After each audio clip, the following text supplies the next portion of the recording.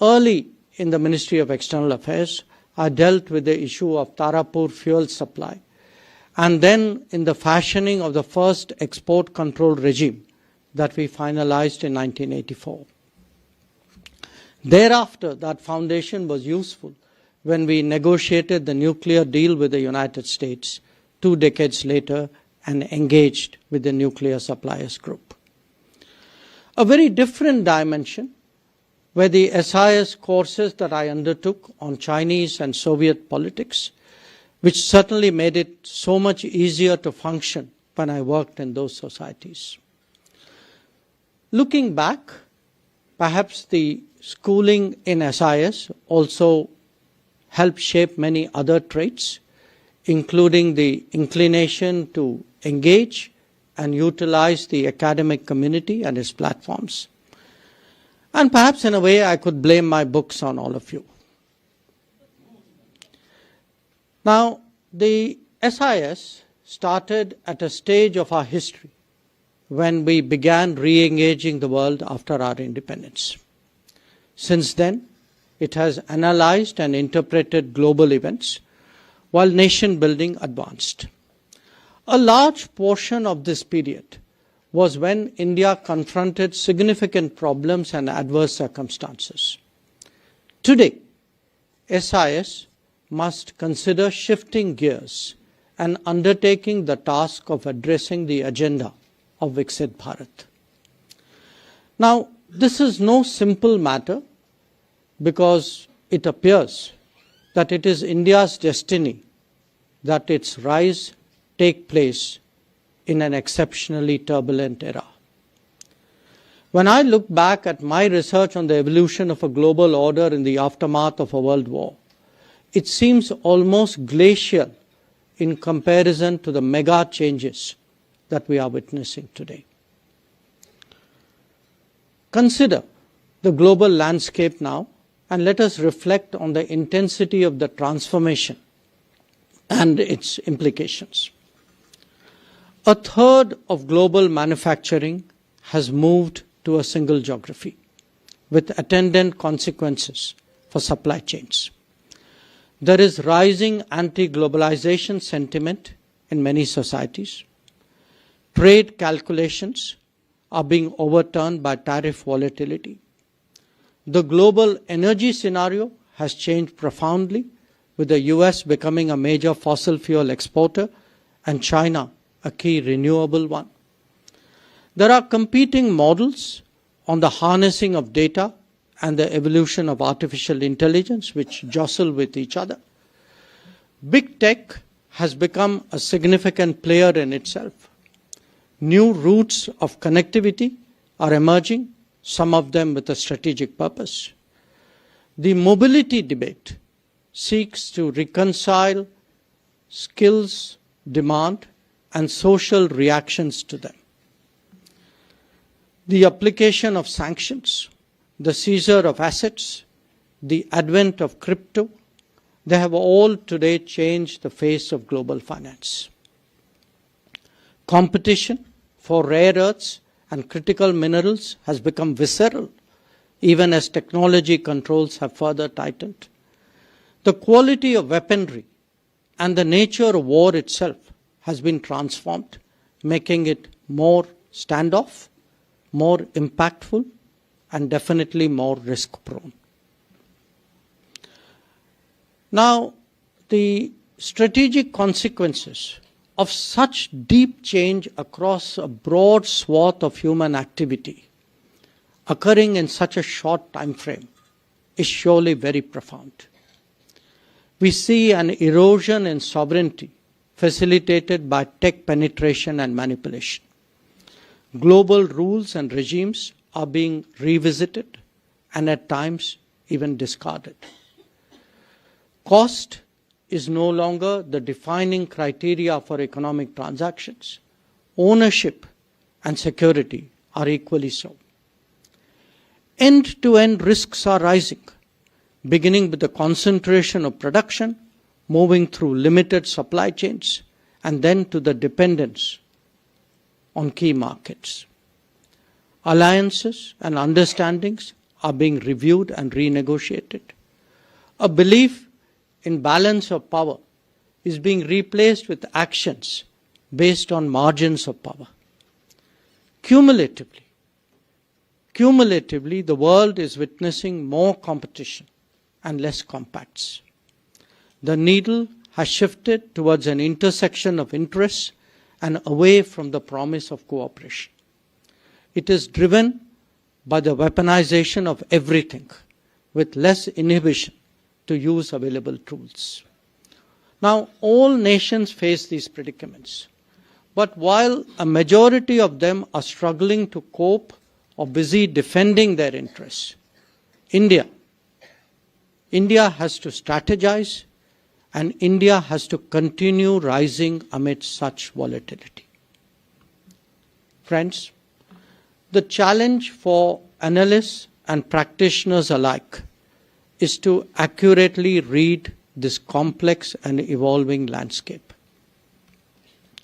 Only then can we figure out how best India can calculate and respond. Now, this is by no means a defensive stance. We have to safeguard our interests and yet continuously advance up the global hierarchy.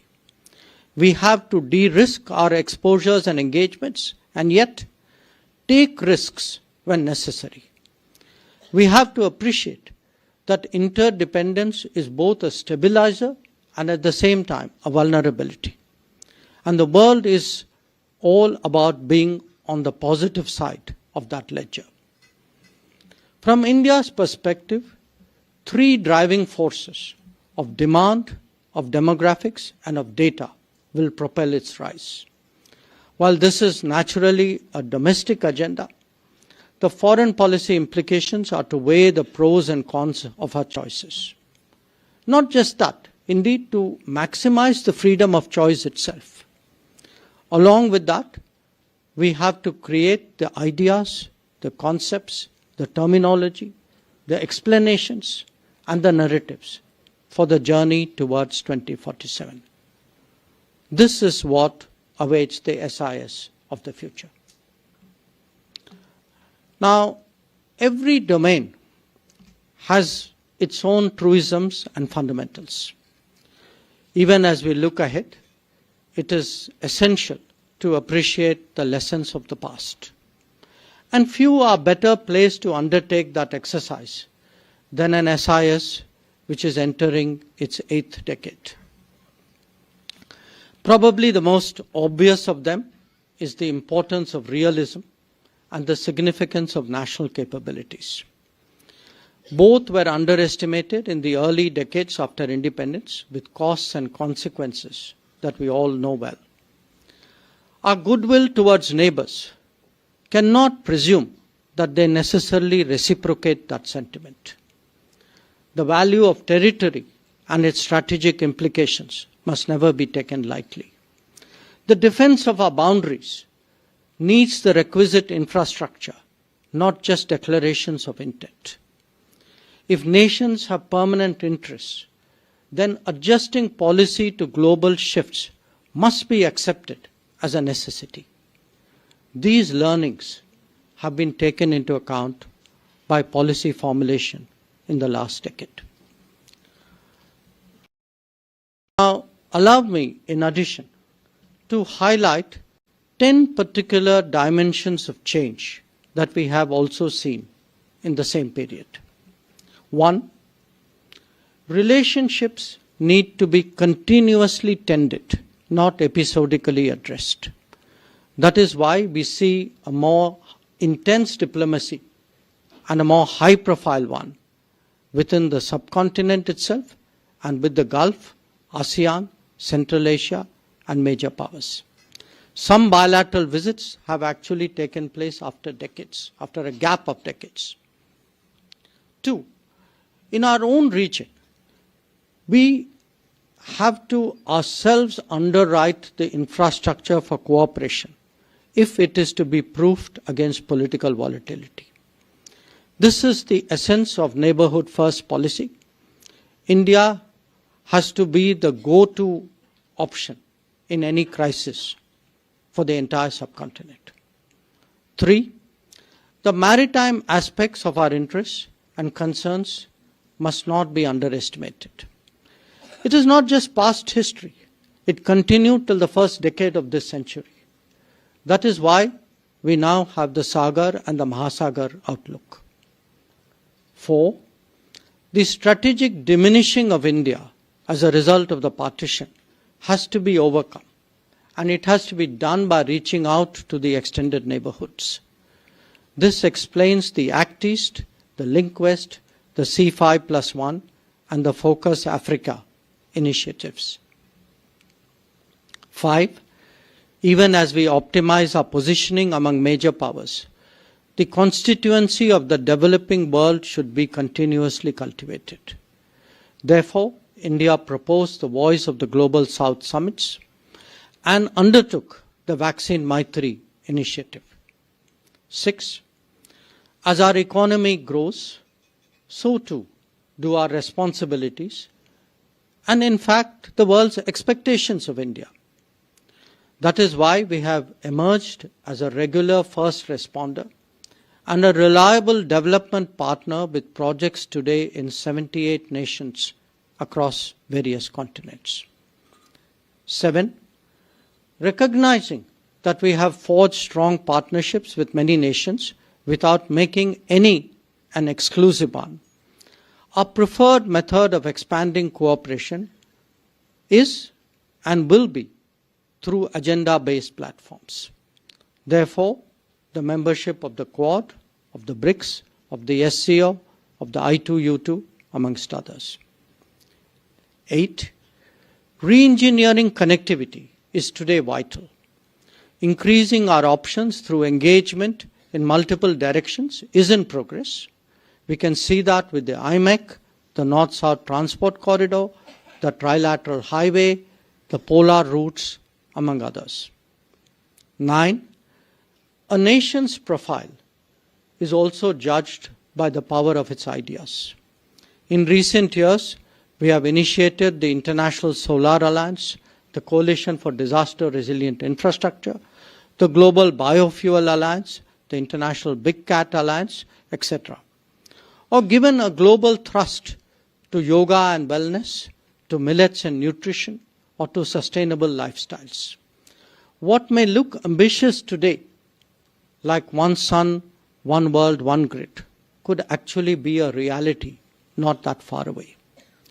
And 10, overall, India must operate in a multipolar environment while itself preparing to emerge as a pole. That is why multi-alignment serves it well right now, and the goal of becoming a leading power is a natural one for the future. And preparations must commence now to create a global footprint, a task that probably will take 2 generations. No region is too far away anymore. No region is too far away anymore to engage for Indian diplomacy. And you can see that whether it is the Nordics or the FIPIC involving Pacific Islands, West Africa, CARICOM or CELAC. Friends, there is a strong and direct connection between the internal dynamics of any nation and its external manifestations. The concept of comprehensive national power has not only gained greater acceptance, but also serves as a key national security objective. Many of our preferences and initiatives are decided keeping it in mind. In engaging the world, it is also essential that we factor in the demands of the real economy and the views of the real society. This is not always the case in the past, where policy preferences were sometimes at odds with socio-economic sentiments of our society. Especially in this day and age, we cannot be impervious to public opinion. Developing and projecting our national personality on the world stage is also critical, as we occupy a more prominent place. After all, we are a civilizational state, and the quest for modernity and progress must be harmonized with our traditions and culture. So let me say this. The SIS has been in the forefront of developing India's diplomatic capabilities for 7 decades now. This has been both an intellectual endeavor as well as being a training ground. It has served as an inspiration for the proliferation of international relations studies in the rest of the country. Today, it must help shoulder the responsibility of preparing India to enter a higher orbit and emerging as a leading power. We need the concepts, the strategies, and the terminology to facilitate that journey. Auditing our performance and illustrating it with case studies is enormously helpful.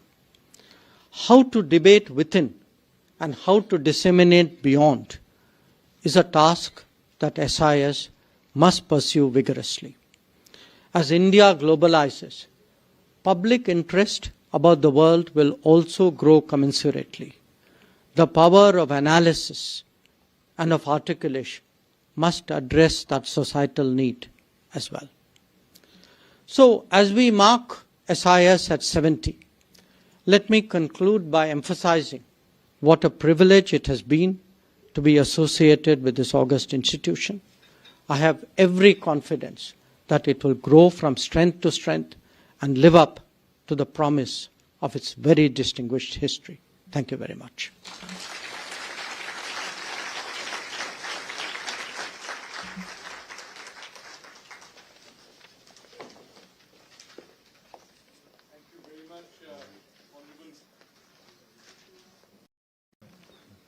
Thank you very much, Honorable Minister, for that brilliant. Thank you very much, Honorable Minister, for that brilliant, inspirational speech. The Honorable Minister has agreed to take a few questions, and I would encourage students, sir, with your permission, to ask the first questions. Chetan in the back row.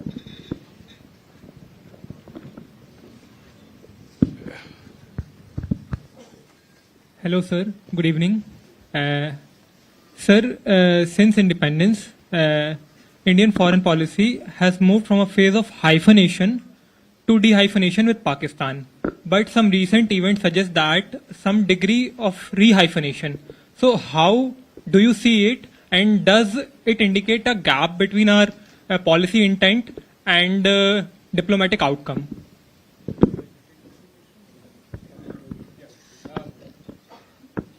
Yeah, Chetan, you were going to ask a question. Some other Chetan intervened. Thank you, Professor Mattu. Thank you, Minister, for your very insightful speech. I am Chetan Rana. I am a final year PhD student working on foreign policy of populists. My question is, like you emphasize a lot on neighborhood in your speech, right? And you talked about how the world today is very complex, but India's neighborhood has been a challenge from times of Nehru to today, right? The nature or the forms of those challenges have changed, but it has been a challenge. So my two-part question is, one, how do you evaluate the success or failure of neighborhood first policy, considering the reality that neighborhood will always be a challenge? And B, can India rise while not being able to accommodate India's neighborhood properly? I think I see Khushi there. Yeah, Khushi, go ahead. Thank you, sir. My name is Khushi. I'm a PhD student at CPOR SIS. And, sir, since there's a touch of reminiscence and nostalgia in the air today, could you share some JNU experiences with us and some learnings and experiences that have stayed with you through these years? Thank you. Yeah, I'll respond to this. You want to take one more? One more? Yes. Suhasini, you're here after a while, perhaps. Yeah, there was one more question. The gentleman in the blue shirt.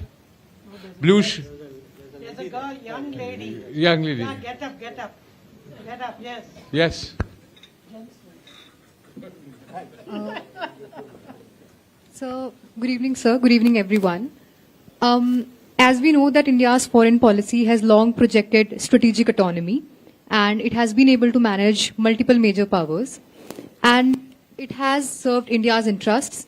It has also helped India to navigate into the complex multipolar world today. But at the same time, multiple scholars have criticized it to be as a sitting on the fence policy, which is also highlights its indecisiveness. So in the context of India in 2047 becoming a developed economy, and also in the context of the ambition of India becoming one of the major global powers, I would like to ask whether strategic autonomy is actually aiding in that process, or is it actually limiting the decisive role that India can play today? Sure. Okay. May I go with this? So, look, the first question about hyphenation. Now, we have multiple neighbors. Some are clearly better than others. And the hyphenation normally happens with a neighbor who's not so nice.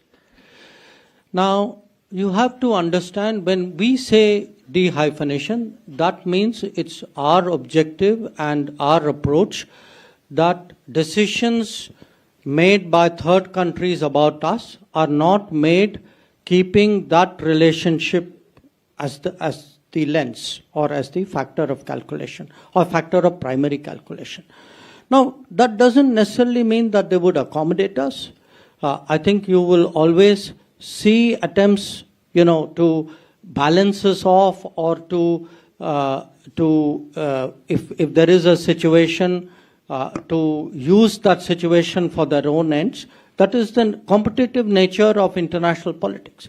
From our perspective, the best way of de-hyphenation is frankly to outstrip the other party in terms of power and capability. And today, I can tell you as a person who travels, meets people, I've just come from a UN session, the kind of equivalence that I would hear when I joined the Foreign Service, when I left JNU and entered the Foreign Service in the 1970s, Ambassador Sybil would vouch for a decade before that. Nobody talks like that anymore, So, I cannot wish away a difficult neighbor. That is a reality, however unpleasant it may be. But what I have to do is to make myself impactful enough and in a way attractive enough that the relationship is primarily one which is based on my own capabilities and my virtues and my contributions. And I think that is broadly happening. So the neighbor in case will keep trying, in a way to intrude into that conversation and try to carve out a place for themselves. In a way, extrapolating on that for the neighborhood first. Look, neighborhood first of all, let me say one thing. If you ask any country in the world, including any big country, neighbors are always challenging because they are neighbors. That there will be, issues with neighbors which you will not have with countries who are one layer or more removed. So it's not as though India has problematic neighbors. Every country has problematic neighbors. Every big country has more problematic neighbors. Now, when you have a policy, the purpose of a policy is not to solve a problem. The purpose of a policy is to manage relationships to your national advantage. Now, the whole idea of neighborhood first was one, to give our neighbors a certain primacy, a certain priority of attention. Number two, by attention here means giving resources, giving a kind of a political energy, which was not there before neighborhood first came into being. If you look today with any of our neighbors, barring one, if you look today at the projects, look at the, energy grids, you look at the roads, the rail, the movement of people, it is actually the last decade has been transformational. Now, the thinking behind neighborhood first is, if you create enough of a basis for cooperation in which both parties have an interest, that then serves as a stabilizing factor. So even when you have change, even when you have a great disruption, there are countervailing stabilizing factors which address that. And I would argue that in many cases, the changes that we have seen in the last few years, the consequences would have been much sharper had actually this cooperative basis and the infrastructure mostly underwritten by India had not been there. And your point about accommodating neighbors, yes, we do try to accommodate neighbors. In fact, we do more than accommodate neighbors. If you look at the kind of support we extended to Sri Lanka during its economic crisis, or the kind of support we give even today to the Maldives, or what we did during COVID, or the kind of fuel and fertilizer supplies that we gave after the Ukraine conflict started. So we have gone, as my remarks I said, we need to become the go-to country. Because we are the largest, we are the common neighbor to the entire region. But that doesn't prove, it against other, interests that they may have, positions they may take. So we can accommodate them to the extent our national interest allows them to do so. Where our national interest requires otherwise, we have to deal with that as well. I'll come to the nostalgia bit later. On the strategic autonomy. Look, to rise, let me transpose that question. Imagine if you were not today adopting strategic autonomy. Please tell me which country in the world would you like to join up with and put your future in their hands? I can't think of anybody. If you can, I'd like to hear that. To me, my interest is best secured by actually maximizing my options, maintaining my freedom of choices, handling change by continuously, the pace of change that I tried to describe to all of you means you have to keep revising, keep refreshing, keep adjusting, keep recalculating. And you can't do that if you're tied to somebody else. You can do that when you are fundamentally a master of your own destiny.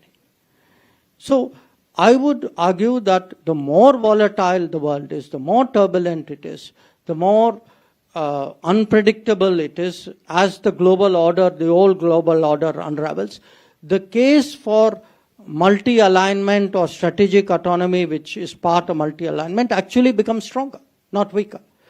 And this idea that sitting on the fence, the very use of that phrase, talks as though the land doesn't belong to you. That you get off the fence, you're sitting on somebody else's land. So at some stage, we've got to carve out territory or space for ourselves. And then say, okay, I've taken a stand. Maybe a time will come when others will wonder whether they should be aligning with us or not. So my point is, a lot of these arguments that,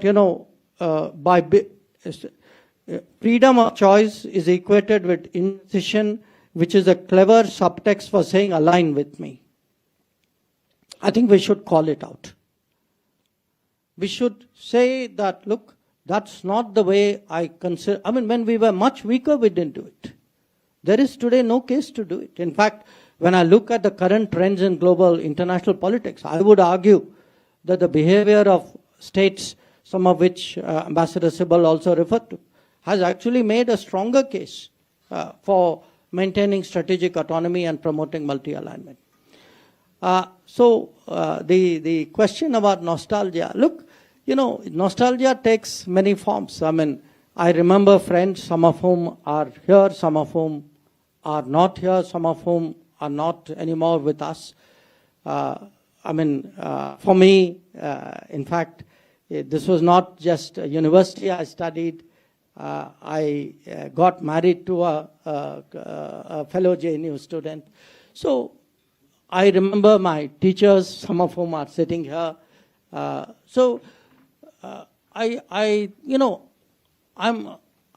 sure everybody at a university stage goes through that phase. I'd just like to believe JNU was more intense and somehow more special.